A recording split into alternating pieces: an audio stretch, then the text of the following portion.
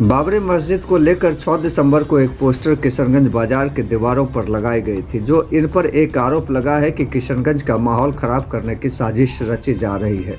इसी को लेकर पॉपुलर फ्रंट ऑफ इंडिया के बिहार स्टेट प्रेसिडेंट मोहम्मद आलम ने किशनगंज में प्रेस कॉन्फ्रेंस की और उन्होंने कहा कि हर हाल में हम लोग बाबरी मस्जिद को लेकर एक नेशनल कैंपेन चलाते हैं। हम लोग मानते हैं कि और हिंदुस्तान के सारे मुसलमान इसे काला दिन के रूप में मनाते हैं। इस कॉन्फ्रेंस में शामिल रहे किशनगंज के अफाक आलम, जिला अध्यक्ष सादिक अकबर, जिला सचिव आदि उपस्थित। तो यहाँ पे तरह तरह की बातें हो रही है, क्या लगता है कि आप लोग शहर में क्या आपकी मंशा क्या है इस पोस्टर में आखिर में?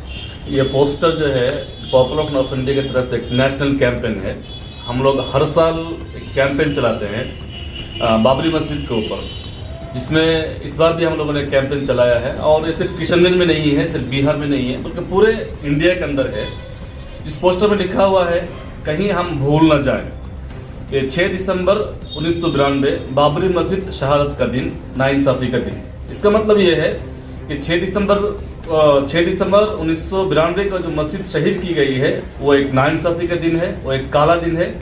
और एक मस्जिद को ढा दी गई है, मस्जिद को शहीद कर दी गई है।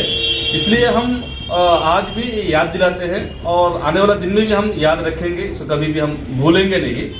और पॉपुलर फ्रंट ऑफ इंडिया यह मानती है कि ये जो एक मस्जिद को जो शहीद किया गया है, तो मस्जिद के दर दीवार को शहीद किया गया है। लेकिन असल में यहाँ इंडिया के अंदर रहने वाले करोड़ों मुसलमानों के दिलों में वो मस्जिद आज भी जिंदा है।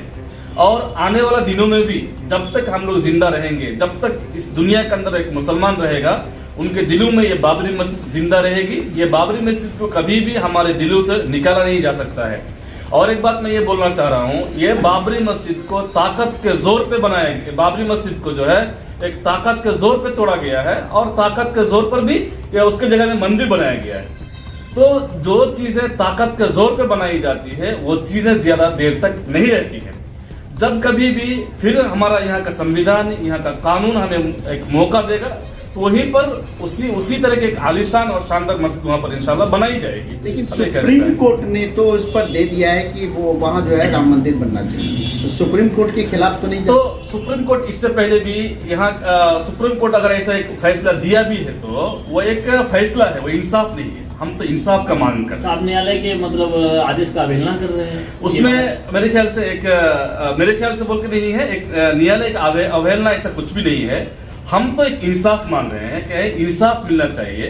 अगर पिछले जितने भी सबूत है, अगर हम वो सबूत को अगर देखेंगे, अगर सबूत को सामने रखेंगे, तो किसी भी एतबार से वो एक फिट नहीं बैठ रहा। दूसरी बात क्या है, ये न्यायालय में जो एक फैसला हुआ है, जो डिसीजन हुआ है, वो बीजेपी की जो सरकार है उसके प्रेशर में या उनके एक लालच में आकर के एक फैसला दिया गया है।